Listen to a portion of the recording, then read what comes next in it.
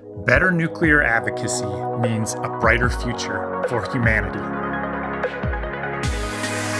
Welcome to Nuclear Advocacy Lab. Good morning, everyone. Thanks so much for having me, Eric. And I think this is a tremendous idea, and I'm really pleased to be here for the first occasion to speak with you all and share some of my experiences that I hope you'll find helpful. For the best possible reason, I'm not that prepared today coming in, and I say for the best possible reason because the space that we're operating in now, I think, has become as positive and as optimistic and as healthy, actually, as I've seen it in about this whole 10 years that I've been involved in nuclear advocacy.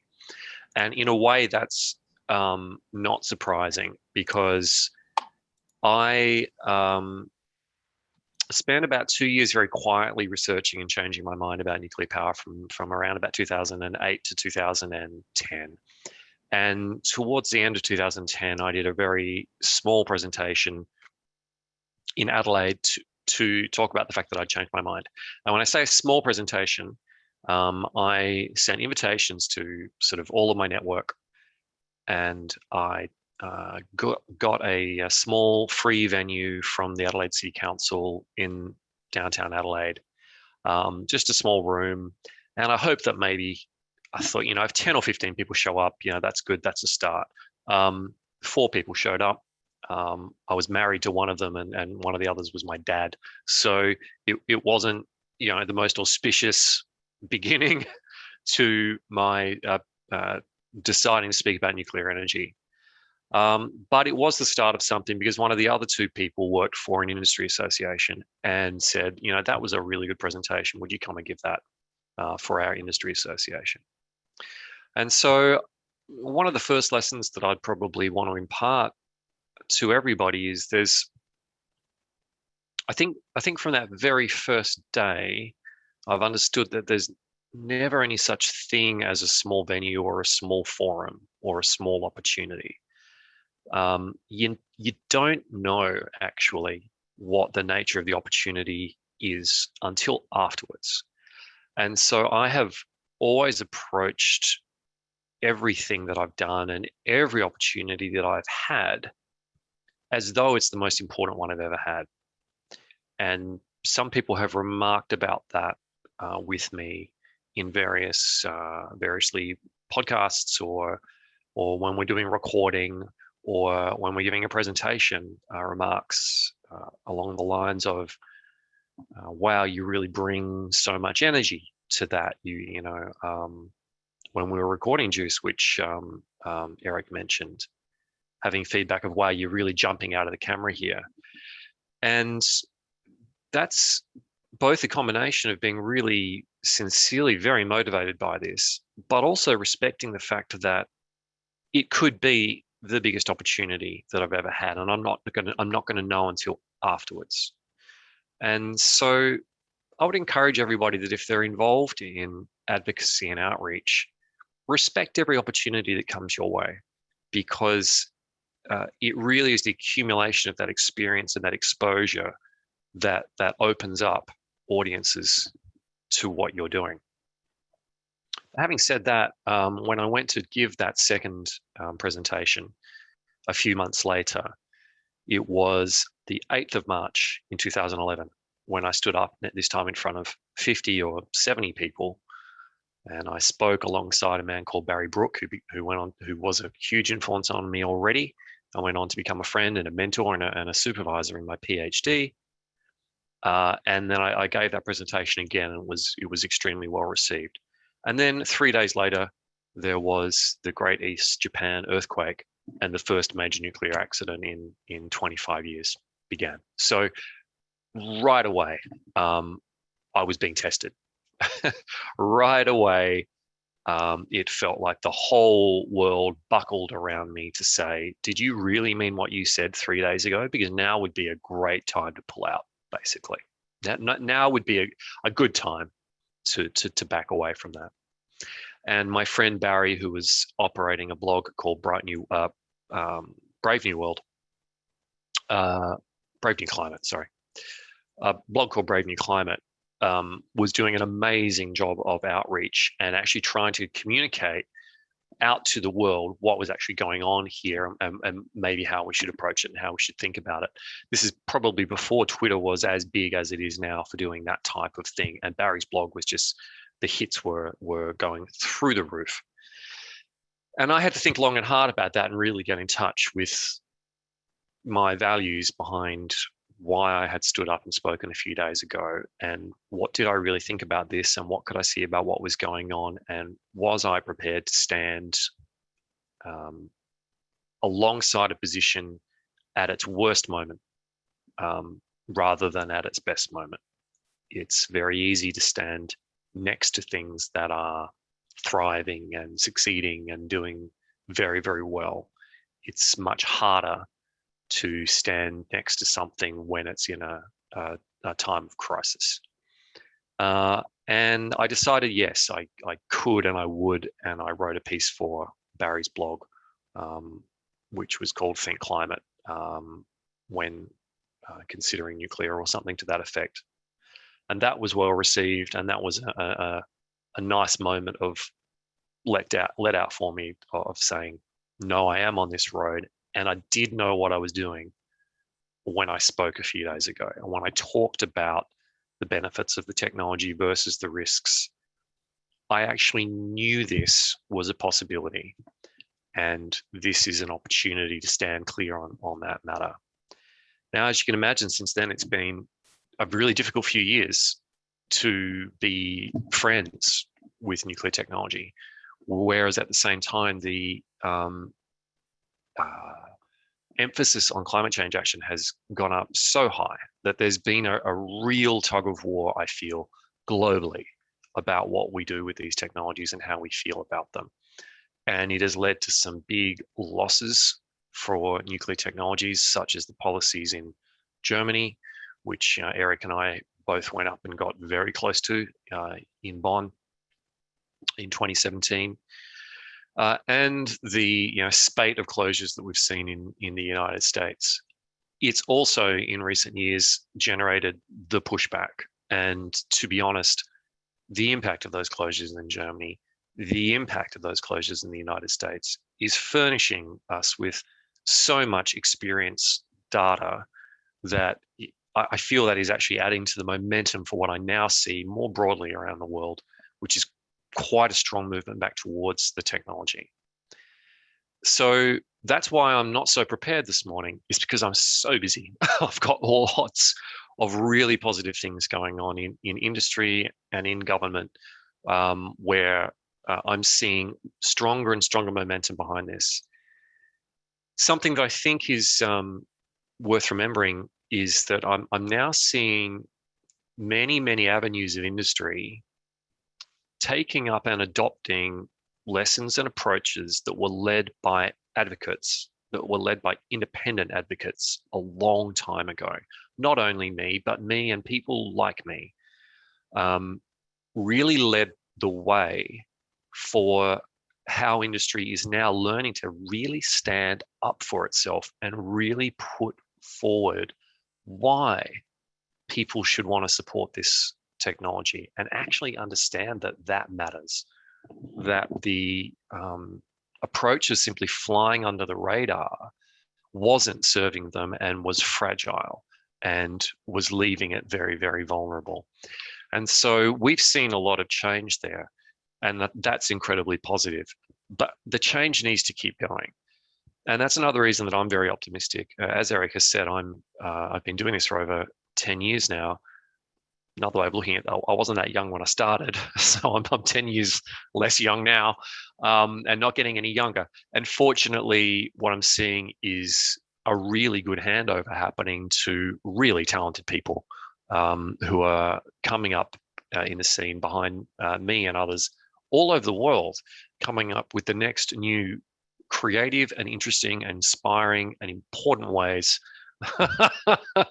Other 42 to deliver these messages, and it's fantastic. It's excellent to see, and it's wonderful for me because after having been involved in this for over 10 years and coming at it from this very independent place, this very independent footing, really kicking down doors into this conversation.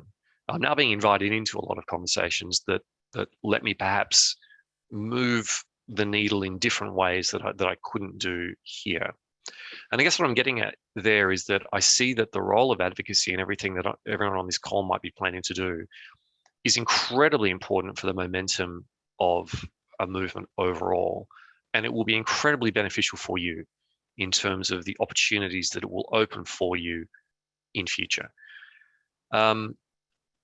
So a few points on how I guess I have approached this over time, which I developed iteratively. I didn't have a plan or a roadmap, but I looked at what felt good and what was appearing to work or what was getting a response. And there are some things that people have said that I do particularly well.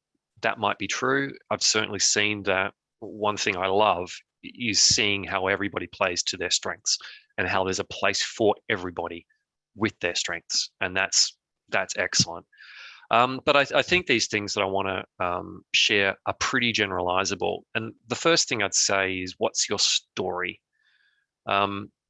Humans are very story driven. We're very narrative driven beings. We are okay at remembering dates and facts and figures, but we're outstanding at remembering a good story.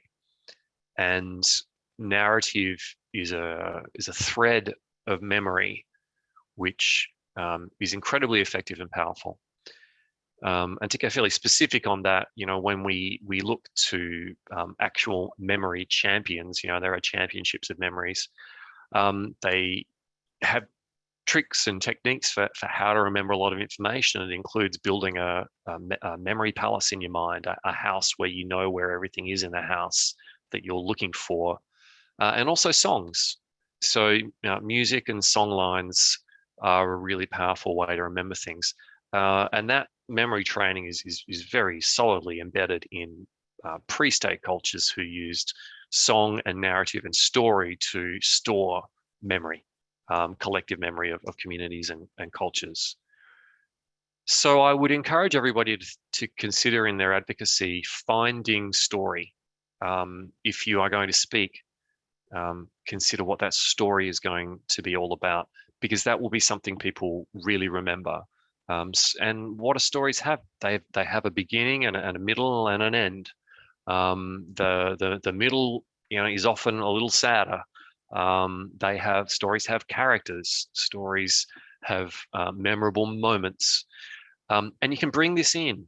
And we've all got our stories. So think about what stories you might bring to the work that you're doing, and you'll find that it helps people attach their thinking to what you're saying and gives them a vehicle to sort of take on board the information that you're bringing. The second point that I'd make, and it's quite related to the stories one, is to lead strongly with your values.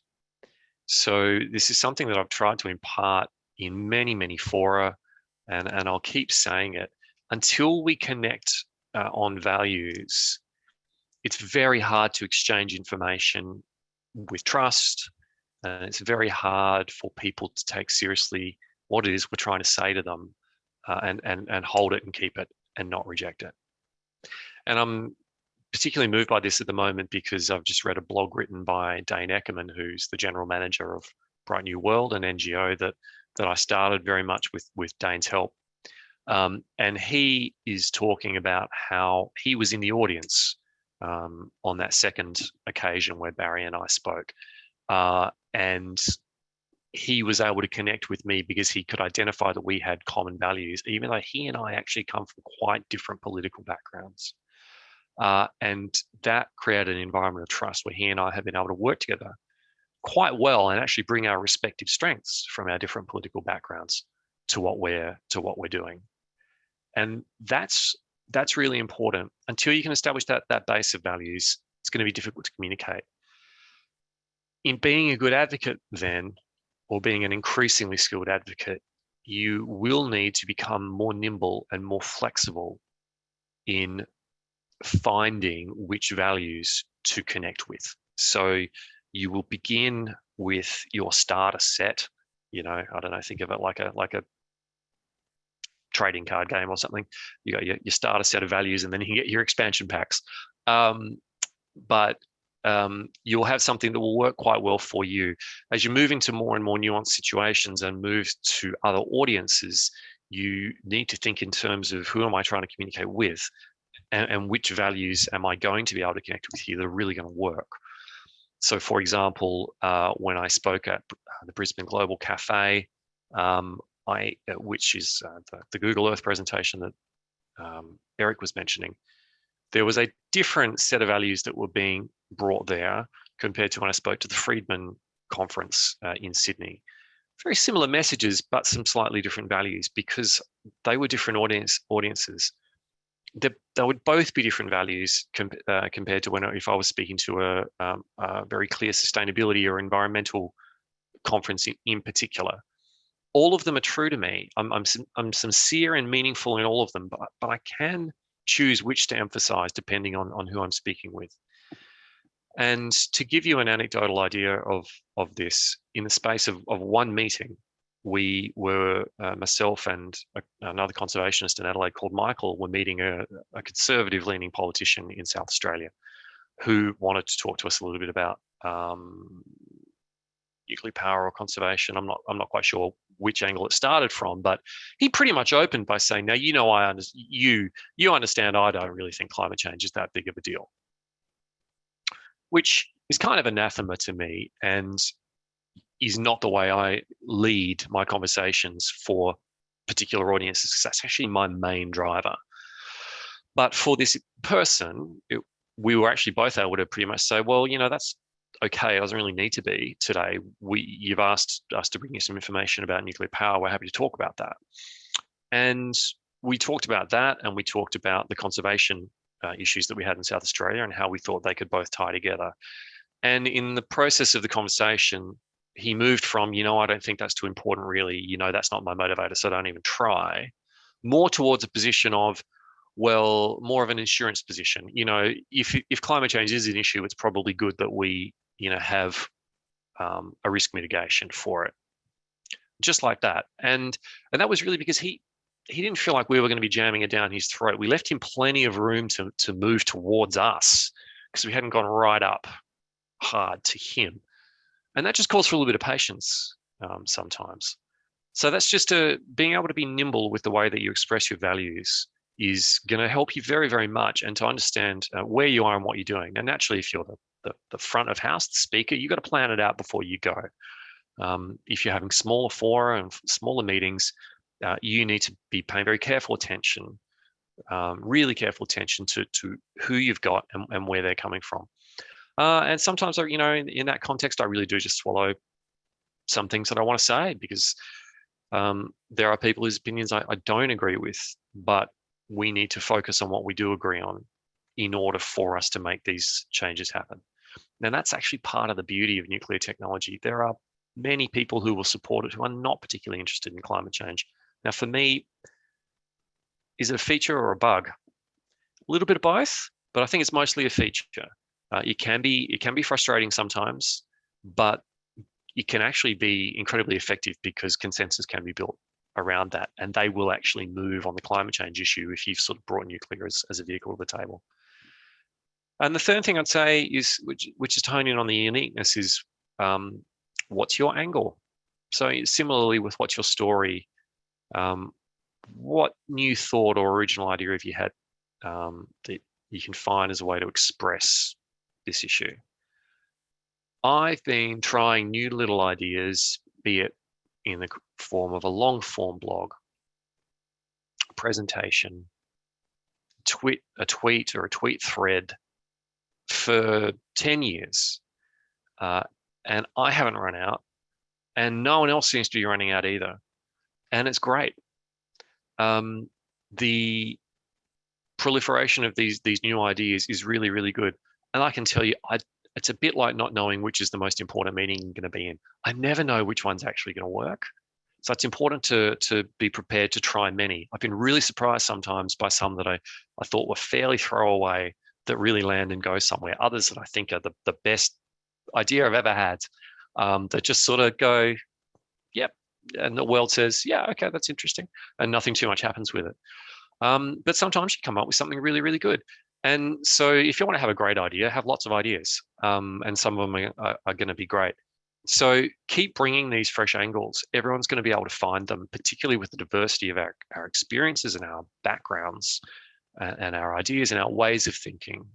There will be new angles that we can bring to this. And it's really welcome. You will then connect with people that I have not been able to connect with. You will then introduce things in a way that I haven't been able to introduce them. Now, I'm really pleased to feel confident that along this time that I've been involved, some of the things I've done have been influential. I've had enough people tell me that. That's great. That's wonderful. But that doesn't mean I'm going to have every good idea. Look at Isabel, for example, comes and does something with TikTok that I could never do in a million years. That just reaches a whole new audience. I mean, that's a peak example of someone bringing a new angle to it, and opening up a whole new world of it. And we just need more of it. There can't be too many of those things. So something I just want to move on to now is a little bit about eco-modernism.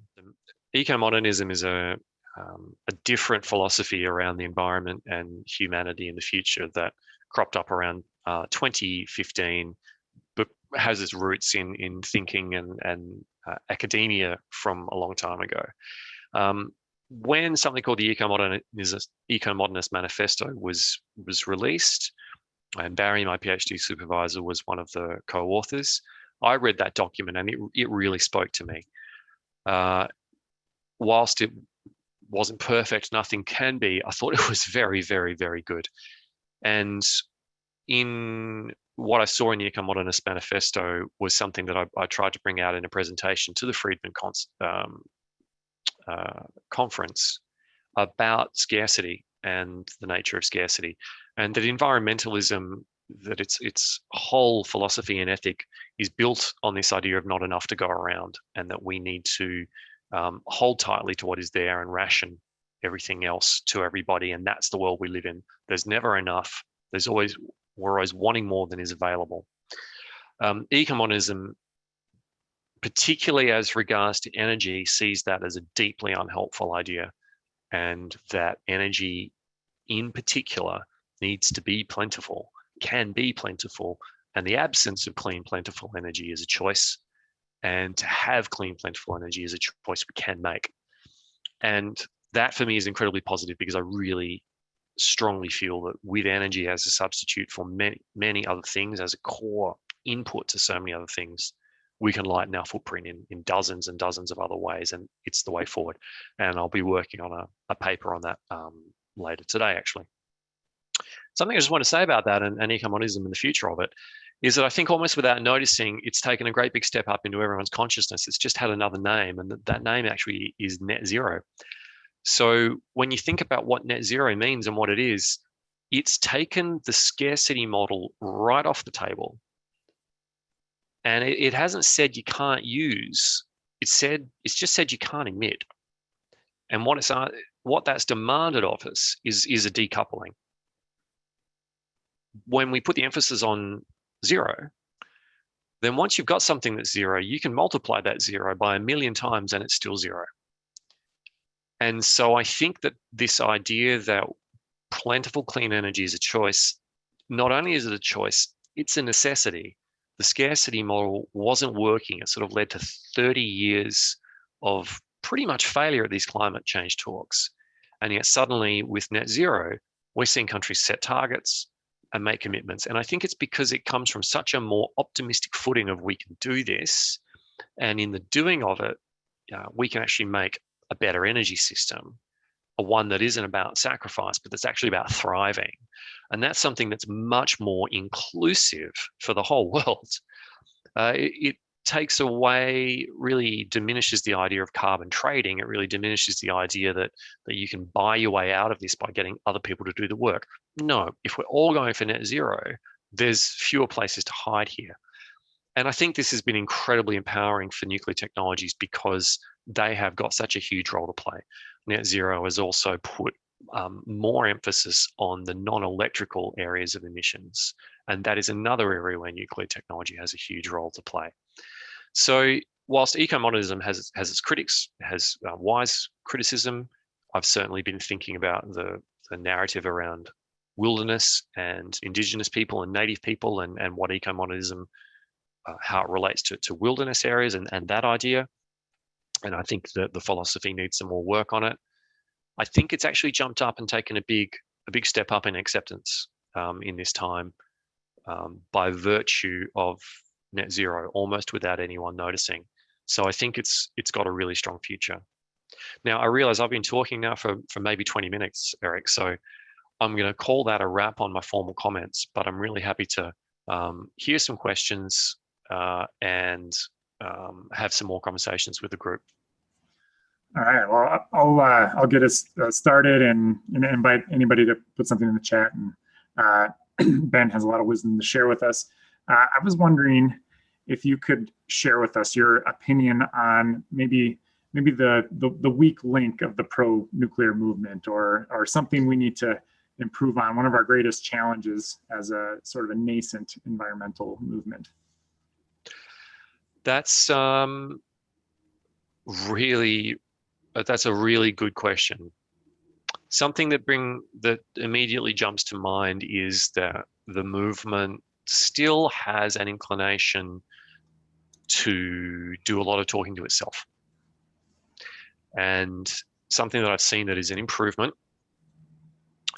and this comes all the way from the nuclear industry, is in having its own conferences rather than going to other major conferences or other major meets. Now, Eric, you'll remember we went to Bonn and we were there to really make a stink about the fact that the World Nuclear Association had been kicked out from sponsoring the UNEP event. And they had the right idea, which was, we are not so special and separate that we need to be having our own conferences. We should actually be part of this event over here. The rise of the clean energy ministerial and the participation of nuclear in that is a good example of where that has been able to be rebooted very, very effectively. So I still think that nuclear advocacy at the moment, part of its challenge is that it is quite clearly nuclear advocacy, and that we could make more structured effort to show up to environmental fairs, environmental events, clean energy events, and with a straightforward expectation to be part of the conversation. Now, we all know that that's going to lead to a great deal of rejection as well, but that's okay. That can work in our favor. We can work with that, but we need to make the effort as much as possible. Otherwise, it is a little too easy for our hardened opponents to paint us as people who are just interested in this because they're odd and not actually genuine parts of a wider movement towards environmentalism. So I think that's one thing we need to try to achieve greater integration wherever possible, and I don't think we have that yet. Another weak link is, and I can be very, very, very sympathetic to this, when we take a position, particularly if it's a position we haven't held so strongly before, we can have an enormous sense of impatience with making change. And that can come out in our communications, it can come out in our advocacy, it can come out in our interactions. It can be powerful when it's channeled well. It can be deeply off-putting if we're not careful. And it's difficult to appreciate that things do change. And fortunately, having had now 10 years in it, I can see that things do change, and things have changed really well. But it wasn't going to be that the whole world pivoted on my 10-year bracket of time, right? So being able to retain patience and know that there will always be people out there for whom this is the first time they've heard it. That yes, there are vexatious people out there. Yes, there are organized forces that are working against this. These are all points of truth. And we've got to get healthy and strong enough to acknowledge that and work with that without having it lead to it being our undoing. And to give you an anecdote, I was feeling quite fatigued earlier this year, and I spoke to a friend in London, and he recounted for me that Amnesty International has its headquarters in London, and Amnesty quite pointedly is very cautious about hiring anyone too passionate, because it'll lead to burnout, and they've seen that happen too many times before. And they really are interested to have 9-to-5ers who can do this job and know that in 10 years you can move the needle. That's a real challenge, and we've got to get that balance right. At the moment, I don't think we get it right yet. So there's two. Yeah. Well, the first one, I'm fortunate enough to be able to try to address in some of my work. We just got some funding from GAIN to send more nuclear people to non-nuclear conferences. Brilliant. Yeah, that's great. We have really support that. Yeah. We have a few folks virtually attending a hydrogen conference next week, and we have sessions about networking, about following up, about kind of the values alignment type of techniques you referenced before. Yeah. I can see a question from Philip there. Nuclear energy policy ideas. Good question. I assume that's in the USA. Thesis ideas. Yeah. What in the realm of policy? I mean, I would be interested to look more at how it can be realigned with a climate change and clean energy message.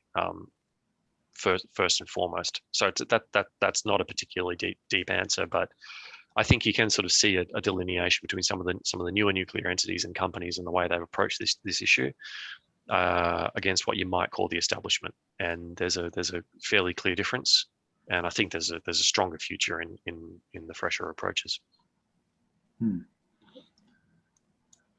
Yeah. Daniel, we've been having a conversation about Section 123 of the Atomic Energy Act. For anybody who doesn't know, this is something that dates back to 1954, the original Atomic Energy Act, and it's seen some changes over the years, but basically it makes it quite difficult for nuclear countries to help along non-nuclear countries in the name of proliferation resistance. That's a tough one. That's a good idea. Yeah. Yeah. Awesome. Well, if we have a few more questions, you can go ahead and put them in the chat. I was curious just to see where folks are at, if they've actually given a presentation about nuclear energy. I don't feel like it's probably not going to be 100%, but we'll see if there's anybody out there who hasn't had a chance yet. I was thinking about it a couple of weeks ago. I don't think I've ever made the case made the entire case for nuclear to like my other than my spouse, to my mom and dad. They've gotten pieces here and there, my brothers, and been able to piece it together over the years. But I'm curious if people have actually had this discussion. I know some people are even afraid to bring it up with certain family members, certain friends, and it's difficult. But I think that's a really good. That's going to be your most sympathetic audience. It's been they can be your harshest critics sometimes as well. Yeah. They know all your weak points as well, so they'll just need that. They can just needle you. But it's always good to give it a trial run. Right. I'm still impressed, amazed that there is still ample need for just on the ground presentations, advocacy, outreach. This has not gone away. I had some idea that you know, I had some fantasy idea that I would sort of have all of Australia basically literate in nuclear energy, you know, in 5 or 10 years.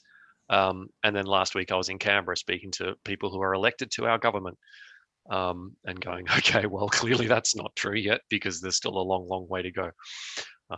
So, yeah. Now, that's a nice advent here. We've actually just had the birth of something called the Parliamentary Friends of Nuclear in Australia, which is a bipartisan meeting group for members of Parliament to come together in a forum and discuss the technology. And it had a really good turnout for its first meeting in Canberra recently.